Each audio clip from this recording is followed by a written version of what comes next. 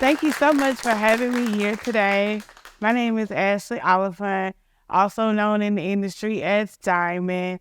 I have been working in the industry for 18 years and I love what I do in this industry.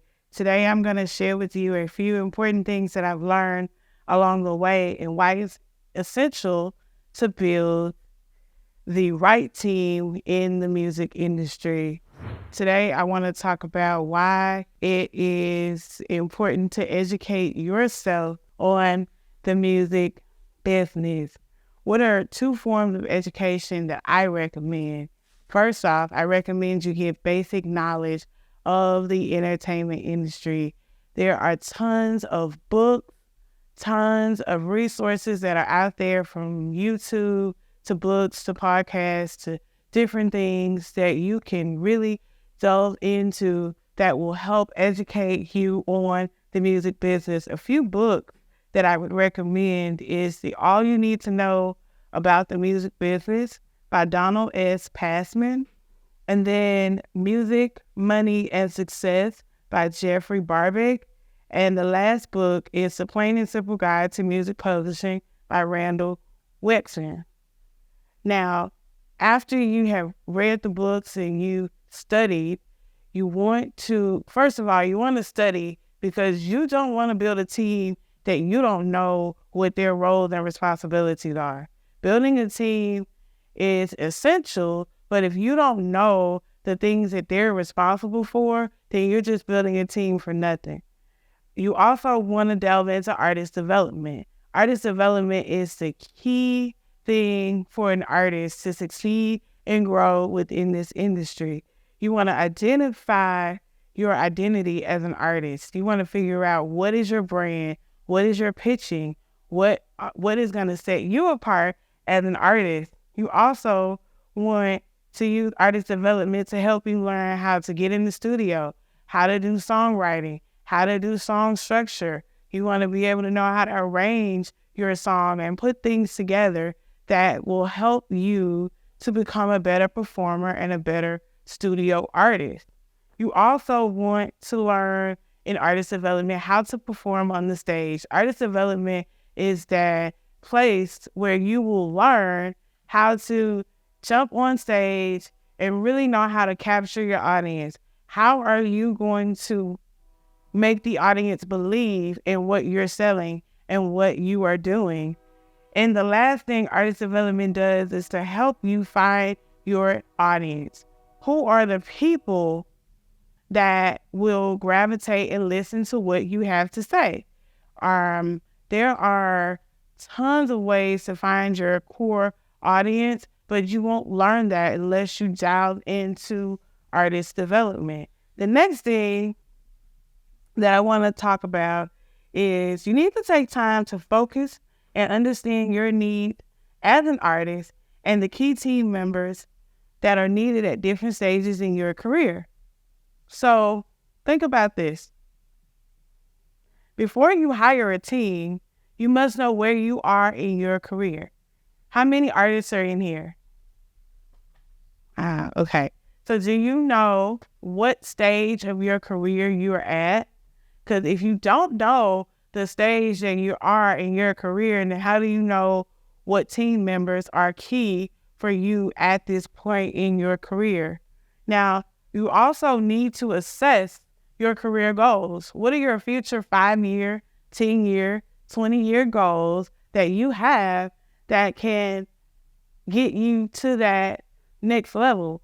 What do you see yourself doing in 20 years from now? And once you figure out your goals, then you need to execute and write out a plan to get you to that and where you want to go. You need to write out your accomplishments that you had so far in your career. What have you done in your career that is so monumental now that is helping you get to that next level? But you don't know how to get to your 5-year or 10-year goal until you have figured out what you have done already.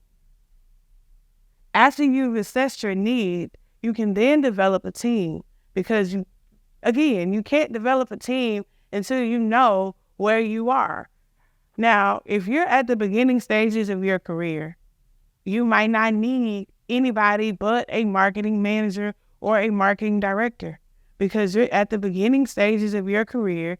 You don't know pretty much anything, but you need to probably get somebody that helps you create content or helps you with developing a marketing strategy and plan that can help you promote to grow your audience. You might also consider getting a music consultant at this point. You might want to get a person that knows the ins and outs of the industry that can help transform your career, provides you with advice, and provides you with the things and tools that you need. Now, if you're a mid-level artist, meaning you've had a few songs, you've had a few videos shot, you've put an album out maybe, or you've performed on several stages, and at this point, you might want to consider hiring a manager. You might want to consider finding that manager that can help take and elevate you to the next level. Sometimes that music consultant might turn into your manager. So it's always good to have someone in the industry that knows what they're doing to advise you and give you counsel when you are in the beginning and mid-level stages of your career. This is before you get to the Drake, before you get to the Cardi B level. So that is what you should do. Now, when you think about finding the right team members, let's look at being an artist as a CEO. You are the CEO of your career. Remember that. When you are the artist, you are the person that's at the top. You are the Jeff Bezos of your company. You have to be able to treat this like a business. Treat it like you are the person that is in charge, and you should know every single thing that's happening with your career. The biggest thing that I see artists say is, well, I don't know what my numbers are. I don't know how to find this. Or the biggest thing artists say is, I don't understand publishing, or I don't understand things that get them money in this business. So you have to be the CEO and the HR of your career. You want to make sure that you know everything. That's why I said education is so important, because if you don't know the things that go on with your career, how do you expect to hire somebody who does? Because you don't know if they know. Somebody could sell you a dream and tell you that, hey, I know this, that, and the third, but actually you don't know if they know it or not because you haven't even taken the time to get basic knowledge of the business. Everyone on your team should believe in your vision. Don't get people on your team who don't see the vision that you have. That's why it's always important to write out a goal, 5-year, 10-year, 20-year goal, and figure out what your plans are. Because if they don't see your vision and you don't understand what their vision is for you, then y'all are not going to work. You have to get people to see and understand what you're trying to do as an artist. Now, some of the key players on your team is your production team, your artist manager, your music consultant, your attorney, your publicist, your marketing manager, and then your distributor, your booking agent, your DJ, and all that comes a little later. But I want to touch on just a few. I want to touch on, first, your production team. Everything starts in the studio. Nothing in this business happens without the studio. So you want to find the right production team. The production team includes your studio engineer, your producer, your songwriter if you're a singer, your mixing and mastering engineer. Now, sometimes your engineer in the studio is the same person as your mixing and mastering engineer, but sometimes they're different. If you go up in higher levels of your career, there's going to be one person that records you, one person that does a mix, and one person that does a master. Never going to always be the same person. So you want to know what each person is responsible for. So if you have a producer, that's the person that's creating the soundtrack for your music. That's the person that is making the beat, making the composition or the melody for your record. Now, the producer is an important role because if your production is not up to par, then your music is not going to be up to par. And if your production does not correlate with what's going on now in the trending era, then you might want to start looking out for producers. Producers, just like songwriters and engineers, are paid on a case-by-case basis. Sometimes producers are paid strictly an upfront fee, which is a work for hire, and then from there, they don't get any points or they do. It just depends on how they negotiate. A studio engineer is paid per hour. So you would pay a studio engineer per hour and they would help record, mix, and master your music. Now, the next person on your team would be your artist manager.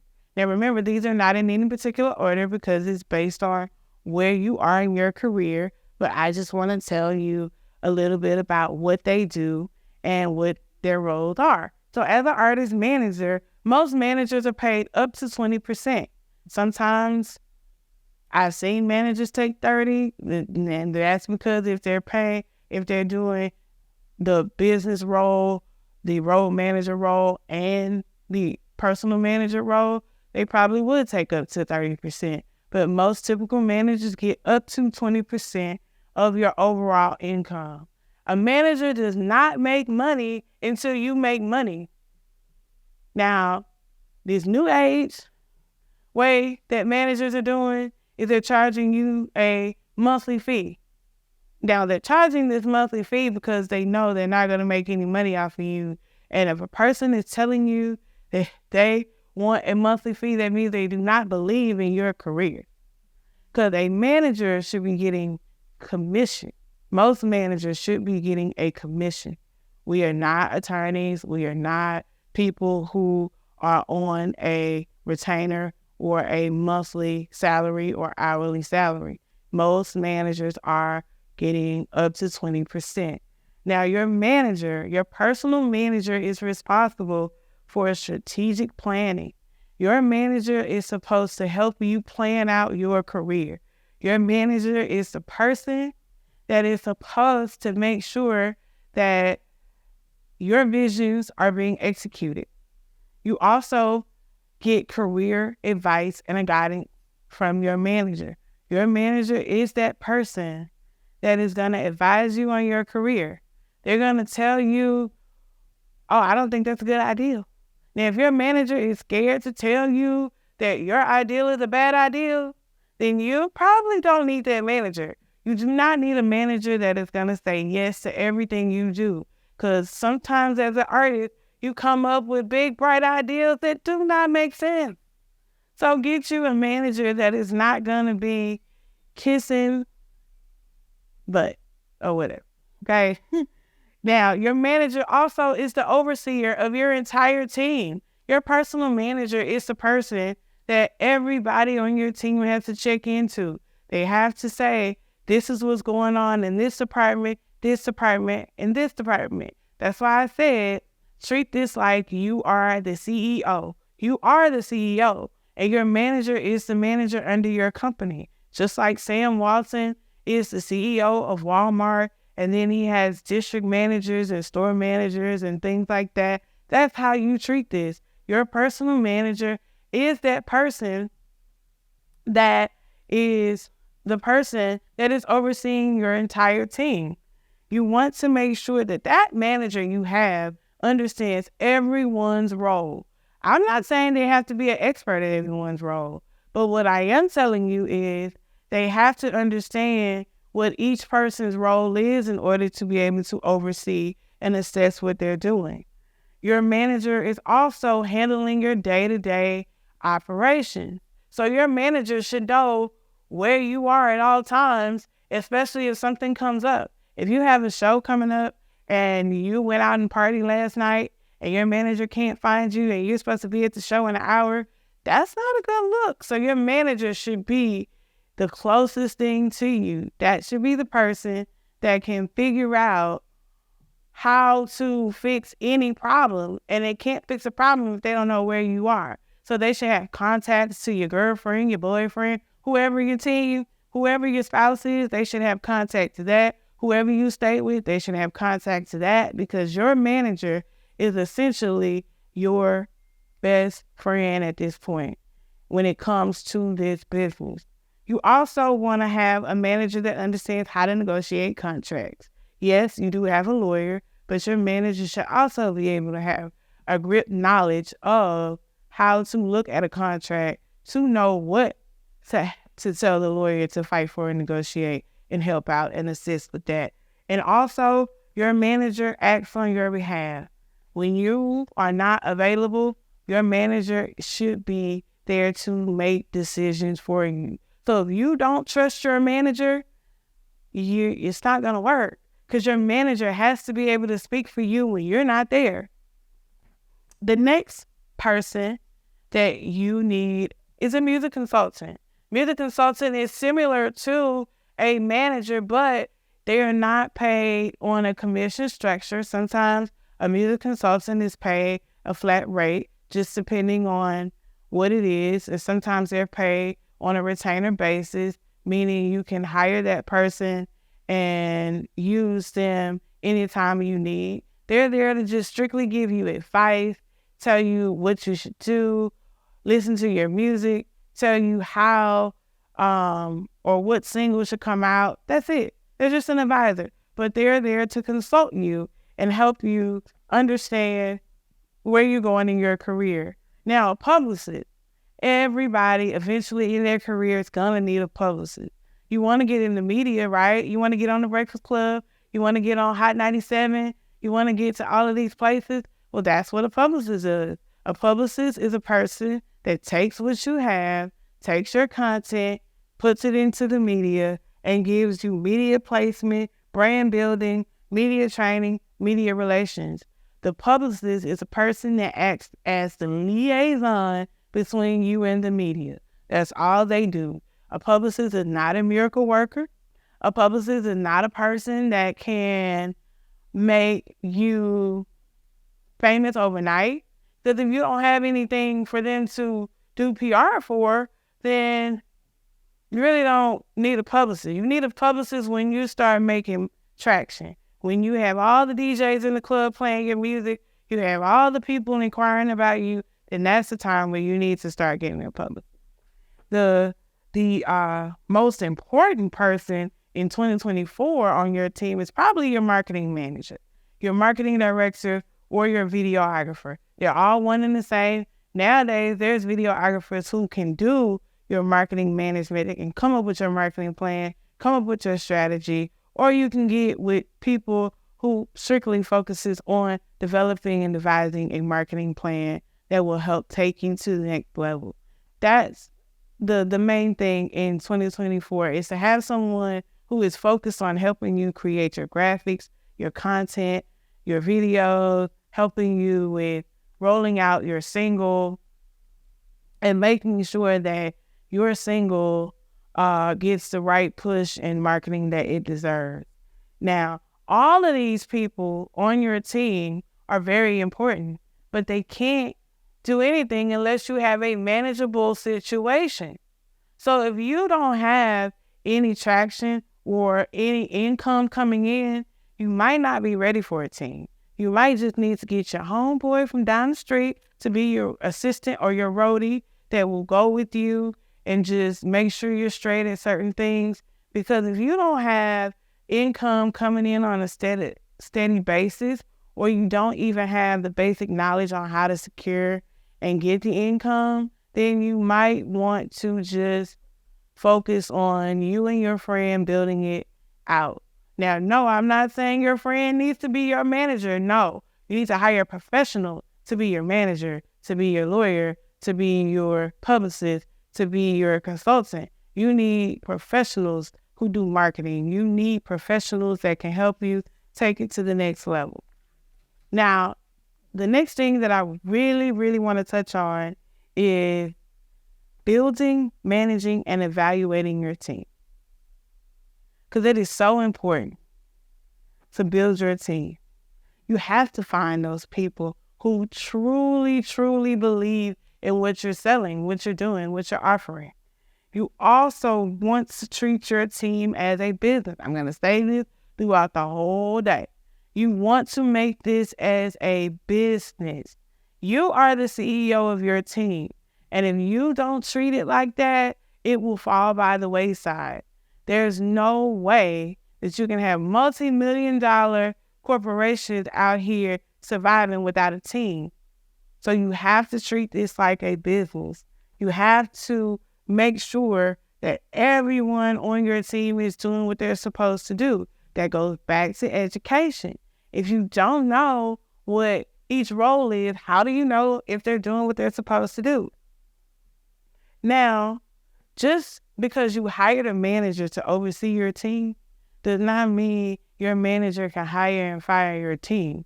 That is you. That is your team. And if your manager comes to you and say, he's not doing the job or she's not doing the job, then that is up to you to start evaluating and deciding whether you want to let them go. Evaluating your team is a consistent basis. You must evaluate your team every quarter. You need to look at your team, see what they're doing, what they're not doing. Are you meeting your goals? Are you meeting your expectations? And if you are, then that is how you determine whether you hire or fire somebody on your team. Remember, you are the HR, you are the CEO, so you need to make sure that you have the final decision. Yes, your manager is there, but your manager cannot hire and fire anybody on your team. Now, I do want to give you some examples of people who are highly successful that have teams. Taylor Swift. Y'all know Taylor Swift? Okay, I'm sure. So let me tell you who Taylor Swift has on her team. Taylor Swift has a tour manager. She has a publicist. She has a director of radio who actually researches, figure out what market she's hot in, pitch her out to radio, get her music sent to different radio stations and promotions. She has a lawyer, and she has a personal assistant / road manager. Her personal assistant acts as her road manager so they know what they're doing. Let's talk about sports. In sports, Jalen Hunt, which is the biggest quarterback in the country. Hurts, thank you. Sorry. Didn't hurt, okay? Didn't do that right, but I do know he plays on the Eagles because I do watch football, and I just said his name wrong, right? But he has an all-female team. Hint, hint, you might want to think about that. But he has an agent, a publicist. He has a media relations person, and then he has a client relations person. He has a marketing person, and he has a personal manager. So you might want to consider all-female teams. There's a lot of females out here winning.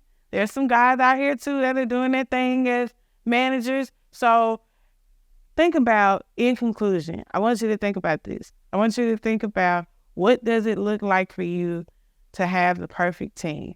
I want you to realize and think, who do you need on your team that is going to take you to the next level? Your team only moves when you move. If you're not moving and you're not doing anything and you have not put any effort into pushing yourself, your manager cannot create miracles. Your team cannot create miracles. I want you to remember that. Nobody is a miracle worker. It only moves when you move. If you don't hit the start button and you don't start running, then your team is not going to run. I promise you, as a manager, I cannot want it as more than you. If my belief in you is bigger than your belief in yourself, then that's a problem. And I want you to know that you need to be the driving force for your team. You are the leader of your team, and the people on your team can make or break your career. The team is only as strong as the artist. It can only work as hard as the artist. No one on your team can work harder than you. Now, I want to say thank you, first of all, to Strictly Business for allowing me to be here to share something that I love. I love music management. I love doing what I've done over the last 18 years. And I hope that I shared a little bit of insight on some things that help you understand what the roles of each person on your team is and why they're important and why you need to be the driving force for your team. Thank you for your time.